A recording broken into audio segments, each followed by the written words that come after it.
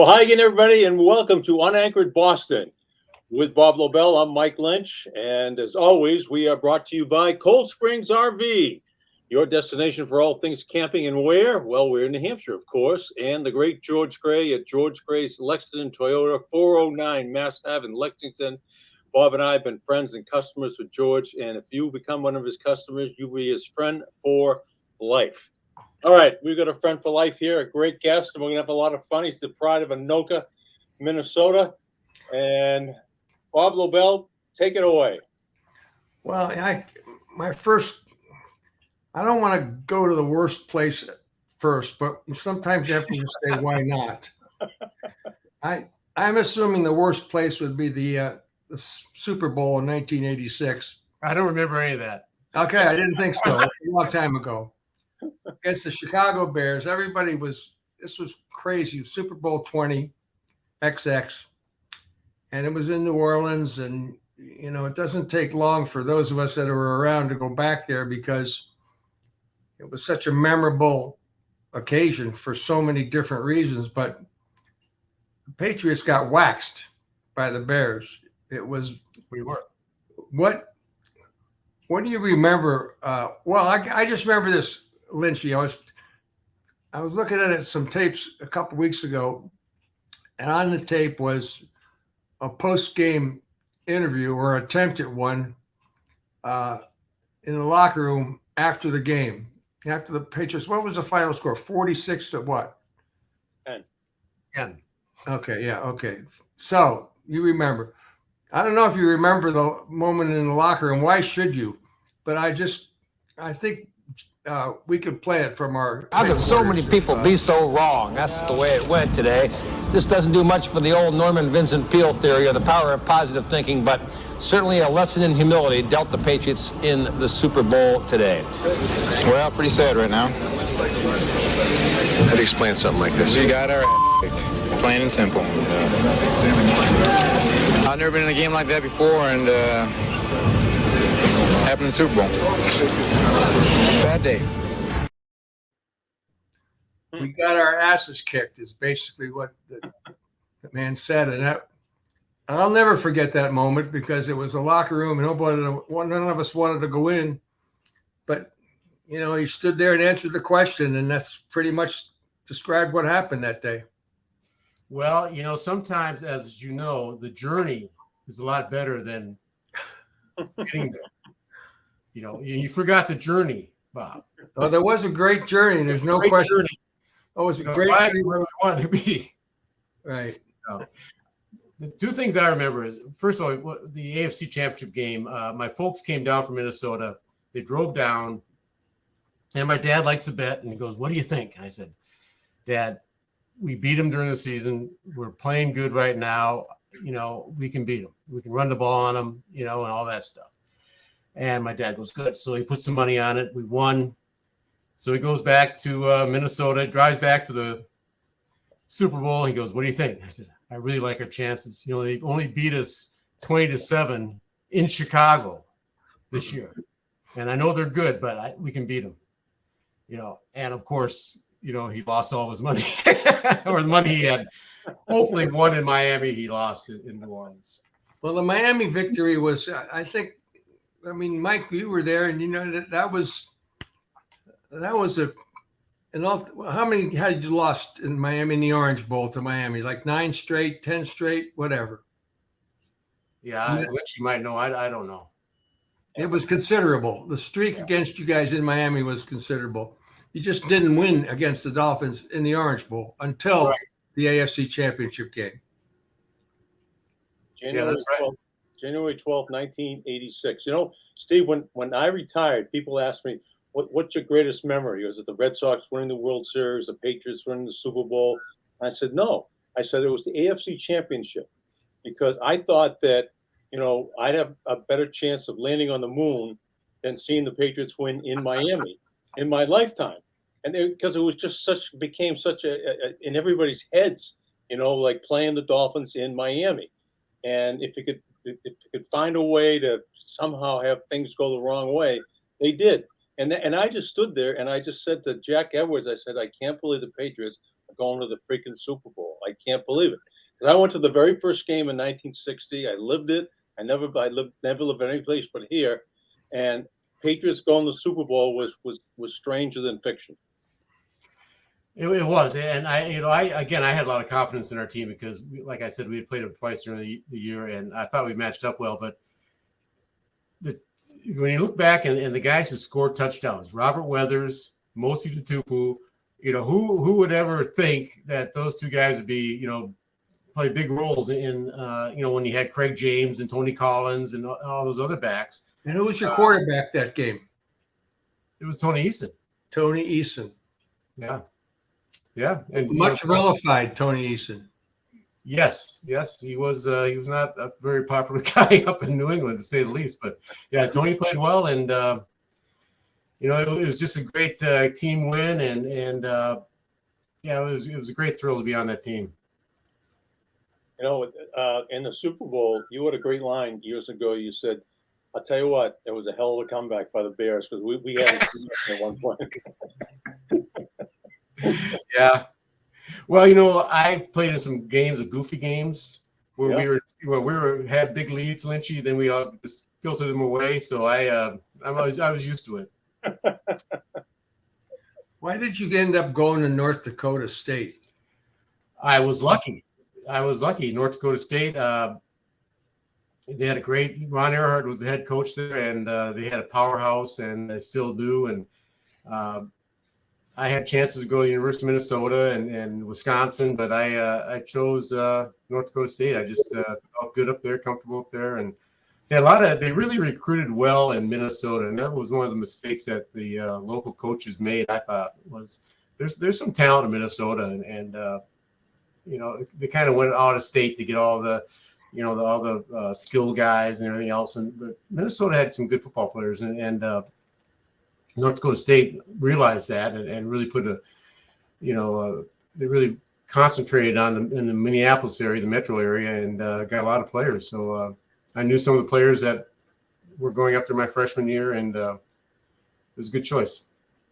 Yeah, Gino Capelletti was a Minnesota guy, right?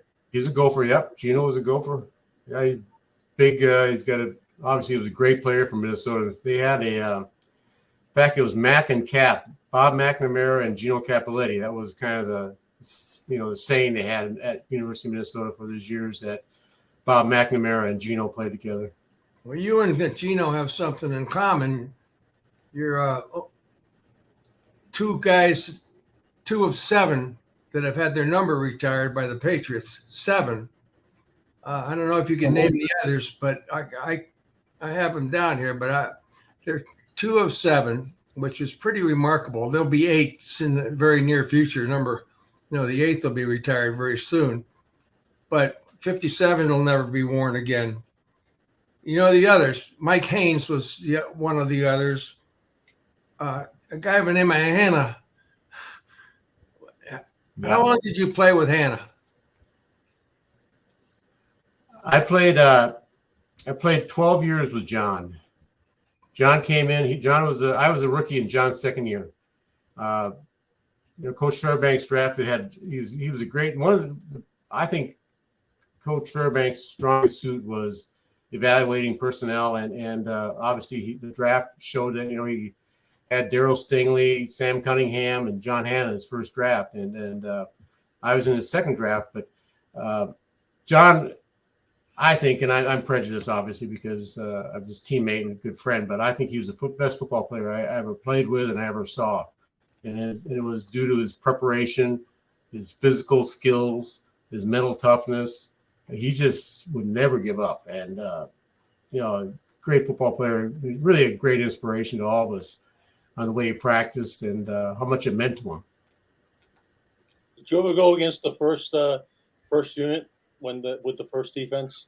Oh yeah, Lynch. We did that back. We did that a lot. Practices, as you guys covered all the practices. They're much different now than they were when I was a rookie. We went full pads, hitting all the time, and I'd have to go against John, and I'd piss him off just enough where he started getting mad, and then I'd go off and have some younger player come in there and have the wrath of John will go on. So Yeah, he was one of those guys, I suppose, you knew when to talk to him and when to get far away from him, right? Absolutely. Absolutely. I could sense how he was thinking. Yes. Yeah. And it was, I'm sure you guys know guys like this too, but I'm sure in his business, and now he's a rancher down in Alabama, and I'm sure he puts that same type of effort into his everyday ranching as he did as a football player, because he was not only gifted physically, but he was tough mentally. He's the toughest guy I ever saw, and smart, and he had every intangible you can ask for. And I think his biggest driving force was that he never thought he was as good as he was, that he always wanted to be better, and he never played the perfect game. And, I remember one time we played against the Cowboys on Thanksgiving Day, and he put Randy White on his back like 3 or 4 times. And someone asked him about that. He goes, well, yeah, but, I didn't play very good, and we go, well, you kidding me? What your standards are not our standards. And that's what he kind of always try to have that perfect game. And of course you can't do that. You mentioned Chuck Fairbanks, and I know some of you, I know Ron Meyer was one of your coaches, and Raymond Berry was one of your, who else did you have besides Fairbanks, Meyer, and Berry? Ron Earhart? Earhart. He was your college coach and Patriots coach. Right. So it was Fairbanks, and then Fairbanks left, and Ron Earhart got the job, and then Meyer came, and then Raymond. What was Ron Meyer as a coach? Ron Meyer, he loved mirrors. Every mirror he went by, he stopped and looked at himself in the mirror. And when you're in a locker room, sounds like you, Michael. Well, Lynch, he did that too. Right. But it was kind of just after having Fairbanks and Ron Earhart, it was just he had come from SMU, of course, and left a big problem there, and he came in and he just didn't connect with veterans, especially, and we had a really good draft class that year, and got a lot of really good players, young players, and so we had that good mix of veteran players and young players. So we did well, but he just it's kind of, we all felt it was kind of about him and not about the team. I like the mirror line. He was on his staff and is still around here today. It's Dante Scarnecchia. Dante, yeah, great coach. Yeah. He was special teams coach, Lynchy, back then, and he was a really great coach. And that's the one thing that I never I always thought like a defensive coordinator or an offensive coordinator, or a positional coach was important, but someone told me, who was someone I would listen to, said best coaches are always special teams coaches, because first of all, the decisions you have to give to the head coach, whether to go for it, to kick it, whatever, and second of all, the protection and the coverage. You're doing 2 different things in one play, and back then obviously special teams was a lot different, because everyone returned kickoffs and punts, and now you very rarely see any kickoffs returned. But Dante was a great coach, and obviously had a great career with the Patriots, and well-deserved. I don't know what question to ask you here. I don't want to leave the Ron Meyer thing, because he's the one that brought out the snowplow, and I know you got the game ball for that. How did Nelson get a game ball for the snowplow game that Mark Henderson plowed and John Smith kicked? Well, Henderson was eliminated because he had to go back to prison, so he couldn't accept a ball in prison. That was, guess, one of the rules. Okay, that's fine. I don't know how. They only scored. We shut them out, so it was 3-0. Final score, right?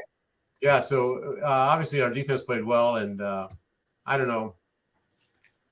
I think I'm losing you guys. No, we're here. Can you see me? Yes. Yep. Okay. I can't as you used to be, but we can see you. But that was that was a great game, and that was a game that Shula went crazy on the sidelines, and again, I think Ron Meyer got a little, and I know you're going to have Steve Grogan on, but Steve was more influential in that play than Ron Meyer was. That's hard to believe. I can't, tell us. I'll let Steve tell you that. So, Steve, it was Grogan's idea and not Ron Meyer's. I'm not saying that. I'm just saying ask Steve. Were you on the field goal team, Steve? Were you on the field goal? Were you on the field goal team? Yep, I was one of the wings. Yep. Right, that's what I thought. So you were clearing it with your cleats, right? Trying to get before the thing came out. Henderson came out. No, I don't remember doing that, Lynchy, but thanks for. Kavanaugh was one. I think Kavanaugh was one of the guys clearing the. Could have been because Matt was the holder. Yeah. Yeah. Smitty might have been doing it, but being from England, he probably didn't understand the whole thing. I remember Smitty when he was a rookie, he was a rookie. We were rookies, and we had a scrimmage down in. We met halfway up, and I think we were scrimmaging the Giants or something. We played in Hershey, Pennsylvania. It was a practice game, and we had special teams, and at the end. And so we were out there, and then Coach Fairbanks said, "Okay, Smitty, come on, let's kick some, extra points and field goals." And he ran out, and he didn't have his helmet on. And Coach Fairbanks said, "Hey, John, go get your helmet." And he goes, "Oh, my bonnet! I forgot my bonnet." It was just, this is the wrong thing to say after, 3-hour scrimmage and. Having the kicker, get the head coach mad. So, anyways. Well, you guys are pretty close. I mean, with Peter Brock and Steve and yourself, and it was a special time. But it was also a crazy time for the franchise. I mean, with all the coaches that you guys had, and I know who was your favorite. I mean, Fairbanks brought you in, but I had to believe Raymond Berry was one of the better guys you had. Oh yeah, Raymond was an assistant with us with Coach Fairbanks, and Ron Earhart, and so I knew of him. He was a wide receiver coach at the time, and of course I knew him growing up. He was one of my idols as far as Baltimore Colts and Johnny Unitas. And, he was just a great man and a great coach, and he. And you guys probably, had a lot to do with him too, but he always said kind of the understated thing, He just. I loved him. I absolutely loved being around him. Yeah, he was special, and he's just doing pretty well, I guess. Yet he's still he lives in Tennessee, I believe, or maybe Texas, but I haven't really kept up with him. My favorite positional coach was Fritz Shermer. He's a defense coordinator for. Ron Earhart. I mean, I just for whatever reason, I really connect with Fritz. And my favorite positional coach was Bill Parcells. He was here 1 year under Ron Earhart, and I learned that's probably my 6th or 7th year, and I learned more in that 1 year than I had, for the 6 years. He was just a great, positional coach as well as Hall of Fame head coach and defensive coordinator and all that stuff. He's not in the Patriots Hall of Fame. This is. I know it. It's crazy. So before I start asking you the controversial questions, Wait, don't. Before we go any further, I'm watching a commercial last night, and there's Charlie the Tuna for Sunkist Tuna doing a commercial. And was it you personally responsible for giving Bill Parcells the nickname Tuna? Lynchy, I'm going to plead the fifth. I always say it was Rick Sanford who did that. It was. Yeah, that was Rick Sanford. So tell the story. Well, and Bill's really sensitive about that, by the way. He's called him about it. We'll handle him. Don't worry about it. Well, he was one day he would have this kind of not a ritual, but a habit of going into the steam room with ice cream bars. And he would be taking us, we had a steam bath, and he'd be taking his steam bath, and he'd bring a couple of ice cream bars in there, and one time I think he got up with his towel on, and kind of just his form was like a tuna, and so made that comment, and it was in a good way, So and then kind of just stuck.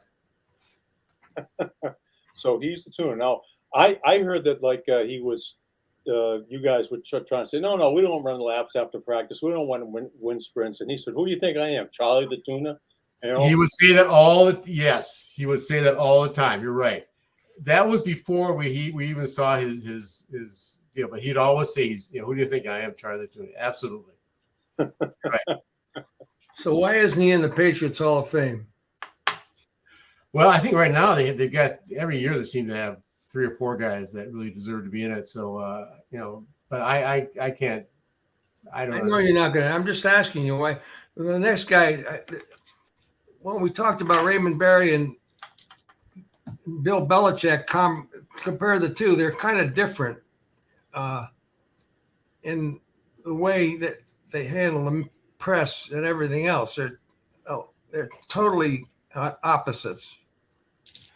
Yeah, well, you guys would obviously have much more of an insight than I would, but yeah, he, Coach Belichick has his way of doing it, and that's good because I think each coach has to kind of be themselves, and to be consistent, you have to be yourself. So I think that's a good way of, not just going up there real high and real low and all that stuff. I think the key is to be yourself, and I don't.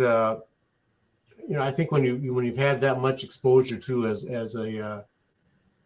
Coach Belichick has had, being in New York as a coordinator and being a head coach in Cleveland and all this exposure he had prior to coming to the Patriots, he certainly had press in front of him all the time, and I think he's being himself, and I think that's the way you got to do it. Bill Parcells that's Bill, and Bill really.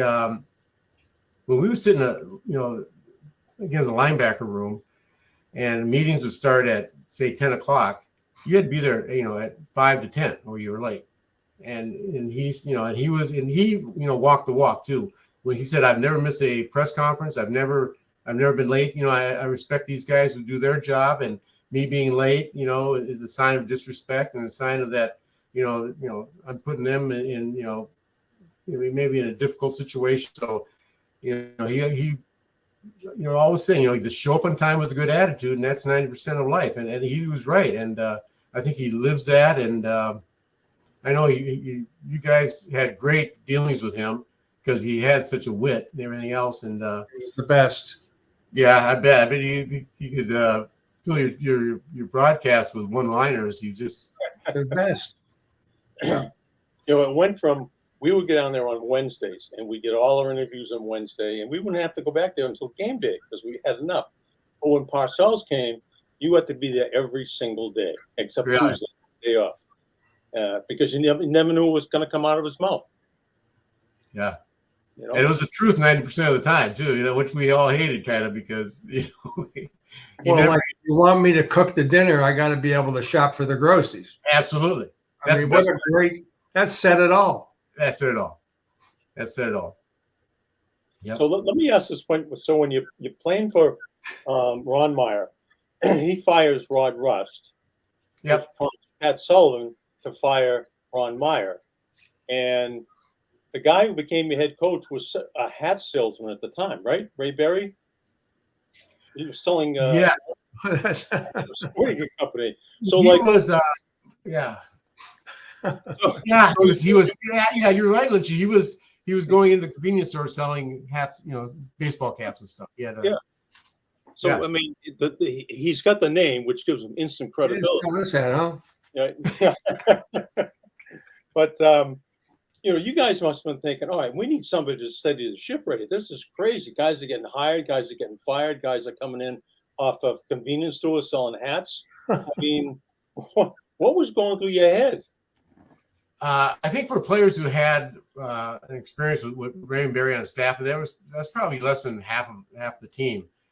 We understood who he was, and it's funny how younger players have no idea someone, somebody's like a Raymond Berry, how great he was as a football player and how meticulous, and all the stories about he brought a scale with him on the road, because he had to weigh a certain amount and all these things to play his best, what he did. And I remember when Raymond became the head coach, he kept everybody on staff, and he would sit in the back of the plane. And he did that for, I think, kind of just to watch all the players in front of him and how they acted after a win, after a loss, and kind of get a feed on them personally. And but he was something else. You didn't want. It was kind of like you had a favorite teacher that you didn't want to disappoint. You didn't want to swear around him. You didn't want to, all these things that.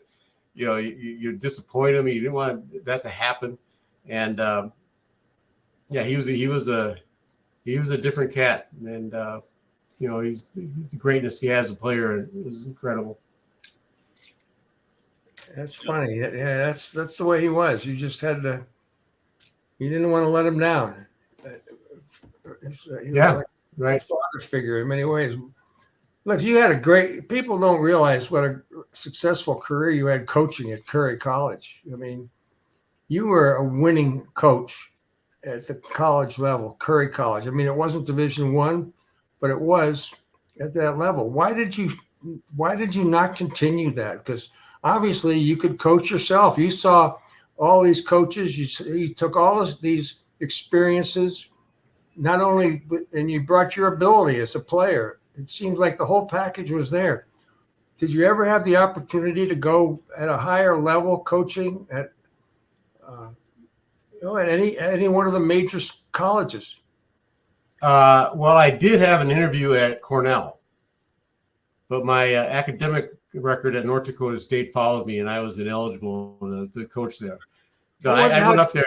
Well, that was why would you go to the Ivy League, for Christ's sake? Well, that's the only one that hadn't invited me. That you could kind of go with the guy who asked you to the dance, right? Your record at Curry, I have a 64-22. I mean, what coach wouldn't kill for a record like that on his resume?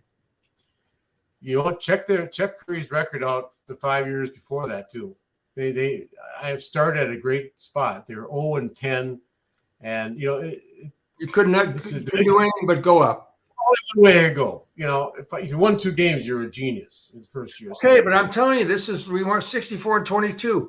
Why aren't you coaching at Ohio State? It's too much work. It was just too time consuming for me. I kind of just lost. I didn't lose my love for football or anything, but I just kind of had enough, And I was able to, coach with 3 or 4 of my teammates. Ryan Lepet coached with me. Mostly coached with me. Steve Zabel coached with me. So, I had guys that I knew and trusted, and we had a really good time. And I remember first day I coached, we got the team together, and Zabel said, "Coach, I want to address the team quickly." And we were best friends. And I said, "Go ahead. I trust you." And he said, "Boys, the only reason you're here, there's no Division IV football." He turned around and walked away. So don't think you're better than you are, and work hard and all that stuff. I remember you 1 year you coached with the Patriots, right? Yes. 1 year, and I remember you telling me, you said, "Lynchy, from July 28th till New Year's Day, I wake up, it's pitch black. Put on my sweats, put on my sweatshirt, put on my boots, go out the door. Come back, everybody's in bed, sound asleep, house is dark. Go through the same thing every day. And that's pretty much what this assistant coach life is like in the National Football League. It is. It's really a commitment. And, I think you even see it in the collegiate level, too, with all the recruiting. You got to be away from home during the off season and all that stuff. But, I have a friend who was a college coach, and he had an aspiration to be a professional coach, and that was his goal. His number one goal was to coach professional football. And he had a girlfriend he was pretty serious with, and one day, he'd been watching film every night. He'd bring film home every night, and finally she had enough, And he's in there in his room, and she comes in, turns the lights on, and she goes, "This is it. Make a decision. It's me or football." And he looked at her and goes, "Turn the lights off."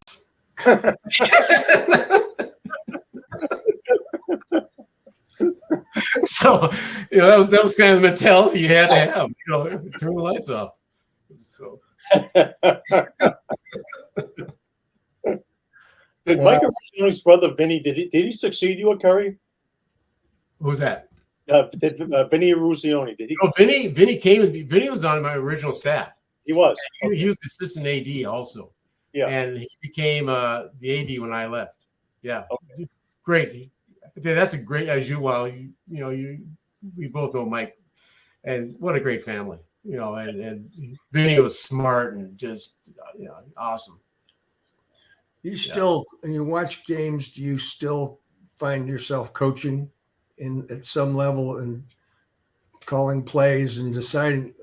You kind of like second guess guys and everything. No, I don't. Because of the, what you see on TV, you really can't see what the whole, offensive formation is and what kind of defense they're running. So I don't even try to do that anymore, Bob.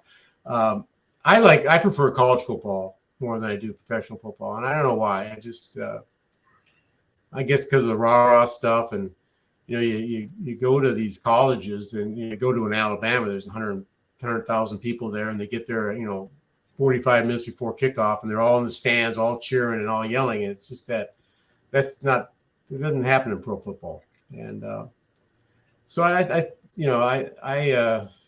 for whatever reason, I'd rather watch a really great college game than a pro football game. But I do watch, and I admire some of these, like you never see a guy like Joe Burrow. You saw him at LSU, and he transferred from Ohio State. He wasn't good enough to play at Ohio State, but he's down LSU, leading him to a national championship. And you say to yourself, how good is this kid? And then he's the number 1 overall draft choice, and you see how great he is as a quarterback. And that was a guy that Ohio State said, "You're not good enough to play for us."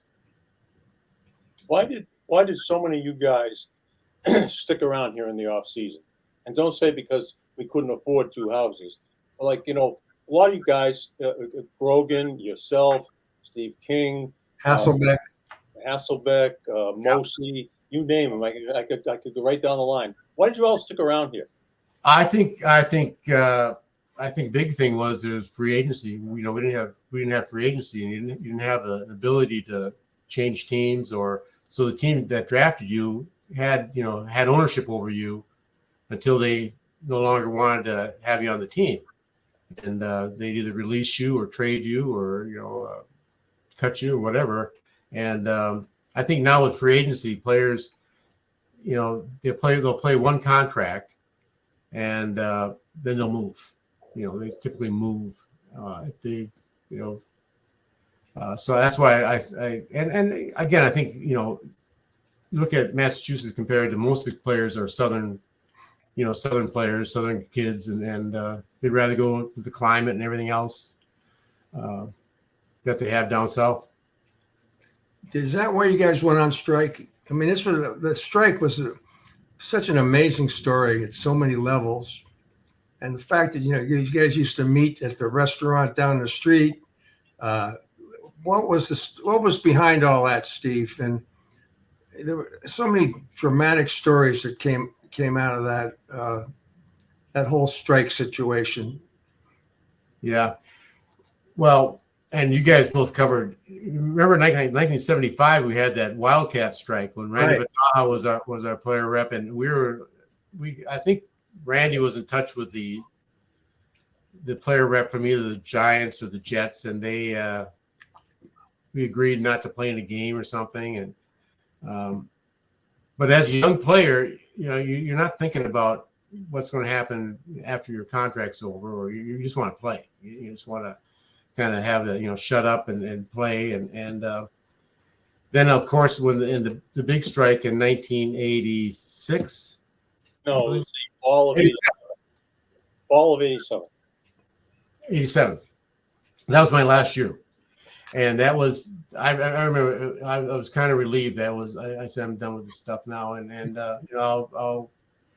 I won't cross the picket line or anything else, but I'm done. I'm kind of checking out as far as football, and that's difficult. It's difficult, because you don't want to be seen as someone who's not living up to their part of the contract, or you're not playing, and people are not being able to see you play on Sunday afternoon, which was a big thrill for all of us, and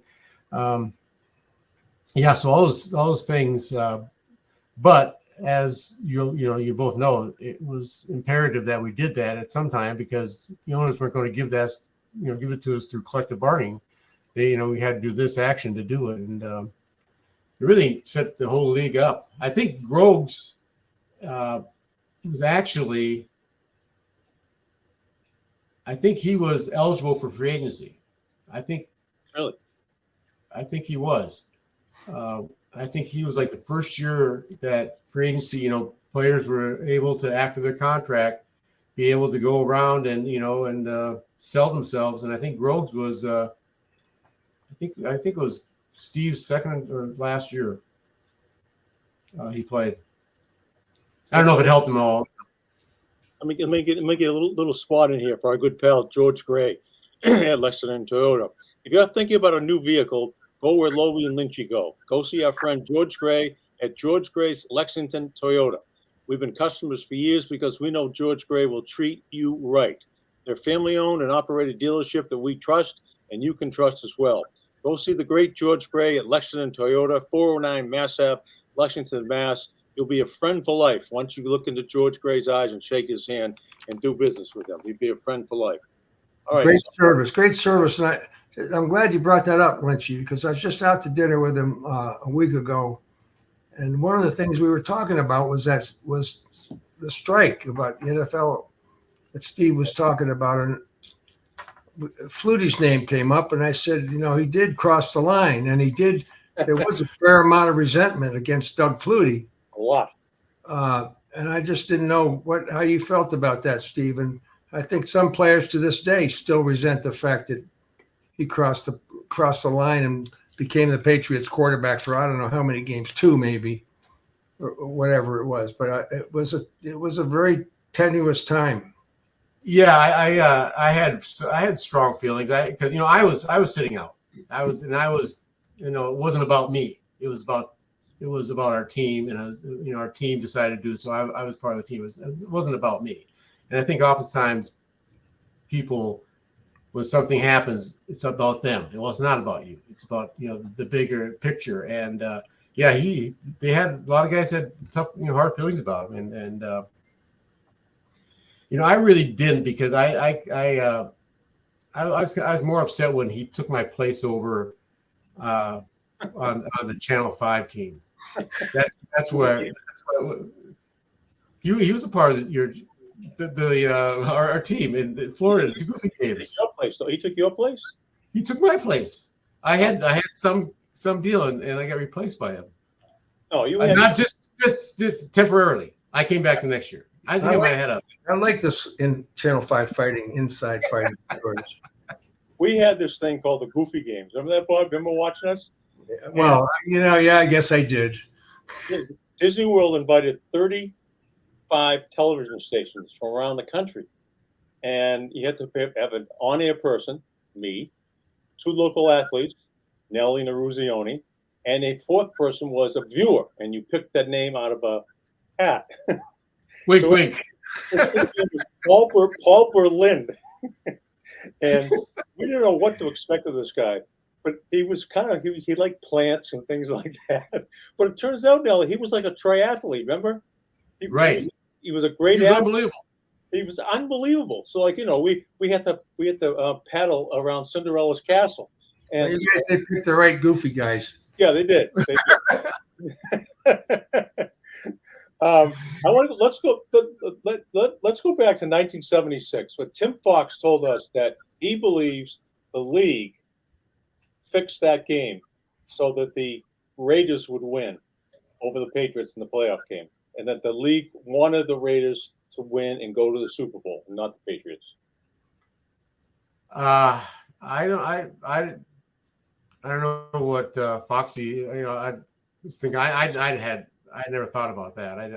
I would, maybe I'm naive, but you just don't think that can happen. Well, none of us did when he said it, but he was adamant about it. He said he's never felt that before, and he's never felt it afterwards, but he absolutely felt it in that game. Not only Ben Dreith, but the whole game was marred by calls that were not. There was some bad. You guys remember when Russ Francis got pinned by Bill Piano on that? The ball bounced off of Russ's face mask. There was some plays, and Ben Dreith was. I have a friend who was out in Hawaii at a basket. He was a BC guy. He went to BC, played in some kind of preseason tournament out in Hawaii, and he was he followed the team out there. And Ben Dreith was one of the officials in the game, the basketball game. Wow! So he positioned himself so Ben Dreith would have to walk by him, at halftime, and he did it. And he stepped in front of him and goes, "You blew the call." And Ben Dreith goes, "No, I didn't." He goes, "You blew the call." And he goes, "No, I didn't." And he said again, "You blew the call." Ben Dreith goes, "What call are you talking about?" And then, the guy said, "The Raiders Patriots game." No, that was pass interference. That was roughing the passer. So it was Foxy might have something. I don't know, because the whole Al Davis and he said he said that was the only time, right, Lynchy? The only time he ever felt that way, before and after, because not just the dry thing, but the whole game just seemed to go sour. The Raiders lost one game that year. Yeah. They played us and we beat them by 5 touchdowns. Yeah. Killed them up in Foxborough, right? Yep. Kill them. That, this is sort of, it took on a life of its own with Foxy. It was like, who killed JFK? It was a more than one shooter, and he was citing 5 or 6 different examples of why he believes that it was conspiracy against the Patriots. But Foxy he also had some other good things to say about Steve. He did, yeah, and we have a soundbite right now that is. This guy you ever played with? What's that? Who's the toughest guy you ever played with on the same team? On the same team, I would say probably Nelly. Nelly was he took a licking, boy, and he just kept playing and kept playing and kept playing. And when he went out the one year, Billy Matthews took his place, and I love Billy, and Billy was a good player, but he was no Steve Nelson. And we missed his athletic ability, his fierceness, and his leadership. It was tough. I think About that. That's I when it comes from a guy like Tim, that means a lot to me, obviously. And Tim had a great career, great football player, and so it's nice to hear. It was good. And we asked Tim this question too, because most football players at your age, which is not old by any stretch of the imagination, but past retirement age, and they're very concerned about CTE, and he's concerned about it, and I wanted to check in with you to see what your concerns were about it.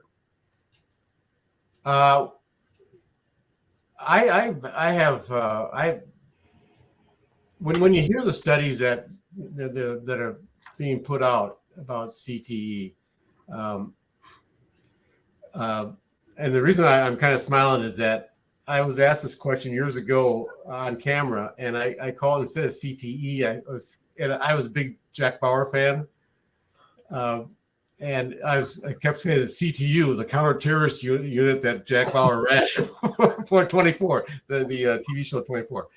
And at the end, the guy was meant CTE. Oh yeah, CTE.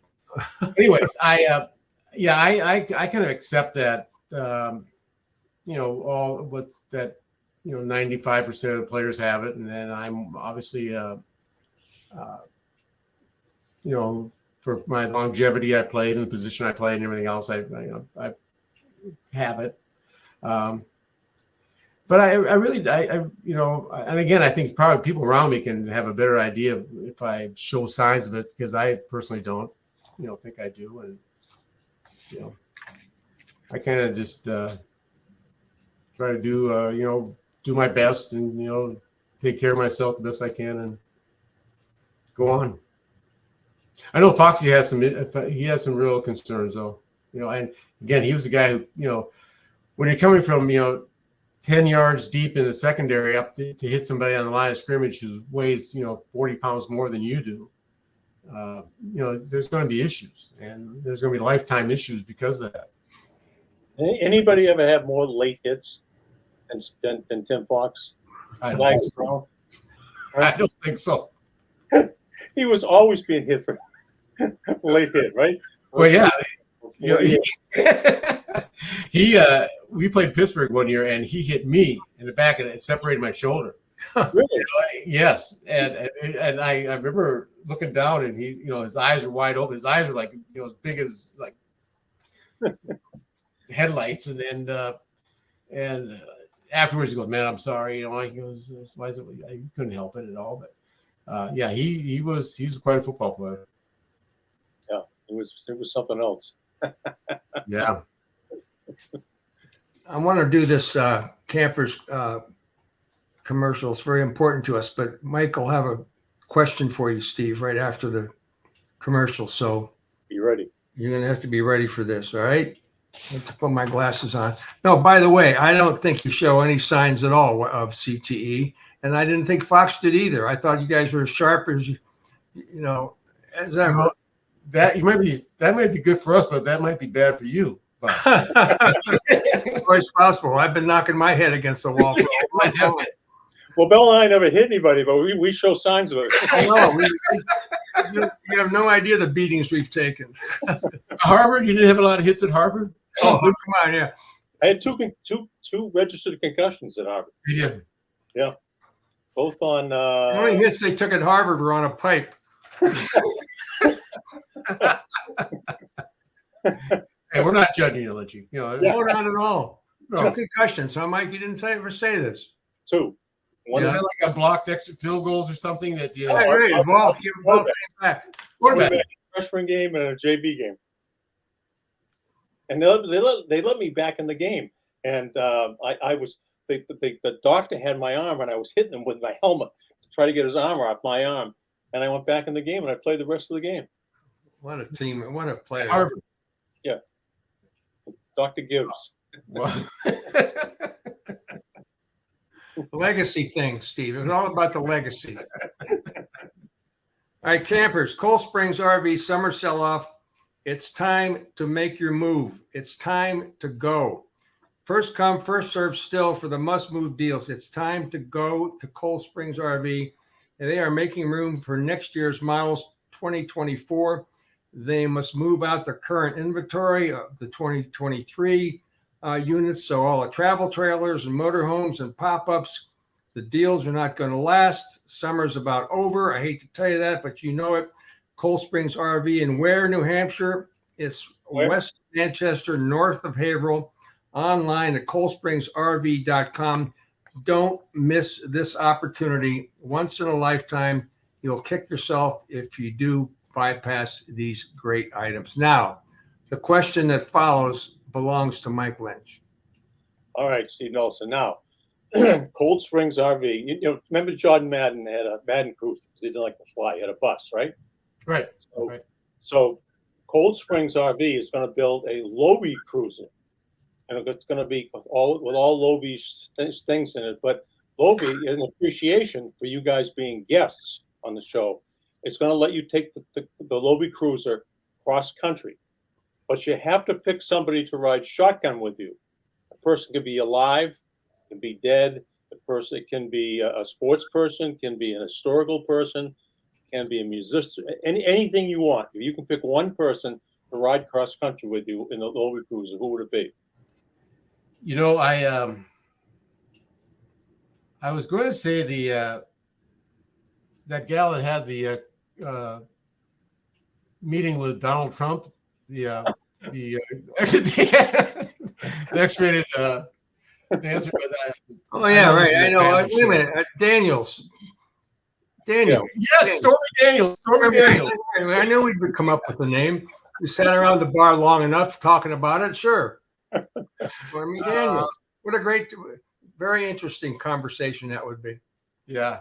I think I would probably it'd be a choice between Steve Zabel and the best friend I grew up with in high school, and of course you two guys. We can put you in the back of the RV. Thanks. Give you all your stuff you can do out back in the back. And good to know. It's the first one that ever invited us. Why Steve Zabel? He was just real almost brother to me, a big brother, and I don't get a chance to see him because he lives in Oklahoma. So I see him once a year or whatever. But it's just we can BS ourselves for a long time, so it's the trip would be quicker. Last week we had Mike Milbury on, and typical Milbury picked Winston Churchill. Oh God. He's an Ivy Leaguer, wasn't he? Cornell. Colgate. Colgate. They're So is that considered a small Ivy, or what are they called? Yeah, Marv Hubbard went there. What's his name? Went there. Mark Van Egan. Van Egan. Van Egan went there, and it's guys. Two guys who played fullback for the Raiders. Both came from Colgate. Yep. Great players too. I mean, really outstanding players. Yeah, really good players. They really make good toothpaste too. They make out there. Yeah, that's good. Yeah, you haven't lost a thing. Yeah. Still got my fastball, Bob. Belichick and Brady. Comparisons have been made, over and over again. Belichick, it's been pointed out, as a losing record without Brady as a head coach throughout the National Football League. What do you think about that? Well, I think Belichick's a great coach. I think again, Bill Parcells said you never saw a horse riding a jockey over the finish line. That is, you got to have line. What's that? As a Parcells line? Bill Parcells line. You'll never see a horse riding a jockey over the finish line. So take it from there. I love that. I agree with him 1,000%. You gotta have the horses. Yeah, that's for sure. What else? It's 1978. Chuck Fairbanks gets discovered that he's negotiating with Colorado. You got a big game at Miami. So now we have co-head coaches. Tell me about the confusion and the pregame speeches and what went on that night in Miami. Yeah, that was, this is really fun for me because it brings up a lot of stuff that, you never think about. But that was a weird night. First you had Fairbanks, who wanted to coach. He's going to Colorado, but he wanted to coach the last game, and it was a big game for us, obviously. And the Sullivans said, you can't coach because you made a decision that you're not going to be the head coach. So, which I agree with 100%. And you had Hank Bullock, defense coordinator, and Ron Earhart, the offense coordinator, and like you said, we had two speeches before we went out. 2 halftime speeches. It got to be kind of a debate once in a while, and they're trying to be they're smart because they're not just concentrating on their side of the ball. Earhart's just not about offense. We got offense, but we as a team, we have to do this, special teams, all this stuff. And we got beat, I think, pretty bad that night. And no one you have to have all cylinders clicking to be successful. And obviously, when you have that kind of disruption, you're not gonna. It's not fair. I mean, it's just you need 11 guys. If one guy's not into it, you're not going to succeed. So, yeah, that was a joke. This even gets stranger. Now you make the playoffs. You're going to play in the Houston Oilers, and Fairbanks is reinstated as the head coach, right? Yeah. I mean, you had no chance of winning that football game, right? None. And the thing about Fairbanks, his biggest one of his biggest attributes was just his his toughness, and he was always consistent of the way he talked to us and the way he acted. And this wasn't a guy who was totally into it. He was going to Colorado. That's where his heart is. He was probably talking to recruits every night and having them watch the game, and he was going to get on the plane if we lost, Monday morning. So we had no chance. You're right, Lynchy. We had no chance. Information I could have used in 1978. Yeah, sorry about it. You'll get over it, Lynchy. What do you got, Bob? You got enough? I've been great. It's been great talking to you, Steve. It's been great having you. I just want to say there will never be two sports anchors like you two guys. And I have to admit that I don't watch, the major channels anymore, so I don't know who the sports anchors are, but you two guys had such an impact, and the respect the locker rooms had for you two guys was different than everybody else. And I think we're fortunate as players to have you two guys there, and of course, developing friendships and I really want to thank you guys because it was awesome. I might get emotional here in this. You should have come with us to the Red Sox locker room. You may have. Oh yeah, I bet. May not be quite I'll let you go on that note, Steve. But the night that you lost, the year you beat the Dolphins in the AFC Championship game, you lost to them like the last game of the regular season, I think, in Miami. And it was a devastating loss. And for some reason, the affiliate we were working with in Miami put my live shot location right in the middle of your locker room.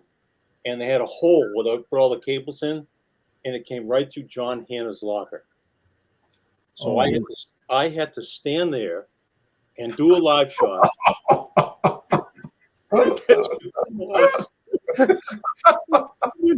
And Hannah's getting dressed, and I have no idea what I said. All I said was, "Please make me invisible. Please gotta make it quick. Make it quick. Get me out of here before Hannah beats the crap out of me." Wow, that's funny. Yeah, that was that. Maybe it was the playoff game. I don't remember, but they had a bomb scare. And they had the dogs come into our locker room, they're the bomb sniffing dogs. And, he's trying to think about what, the game's coming up and you got, the much bigger picture, you might get blown up, so. Great memories of that old Orange Bowl. Oh, I know it. It's always something special happened down there. Always something special. Oh, my well, this was special today, Steve. Thank you very much for being with us. One Orange Bowl story I got to tell you. Again, good. Okay, good. This is the AFC Championship game. My dad comes down from Minnesota. And, he doesn't realize how he's going to be taken advantage of by parking next to closest stadiums because he parked. There wasn't great parking. So he had to park at a house. This guy's out there, and he's charging him back then, $50. And my dad goes, $50? What are you thinking? He goes, your car will be here when you come back. That's why it's $50, he said. That's a good one. Yeah. Well, again, it's great to see you all. Yeah, thanks, Steve. All right. I'll talk to you, Lynchy. All right. Bye, guys. Bye, Steve. Bye, Nelly. Thank you.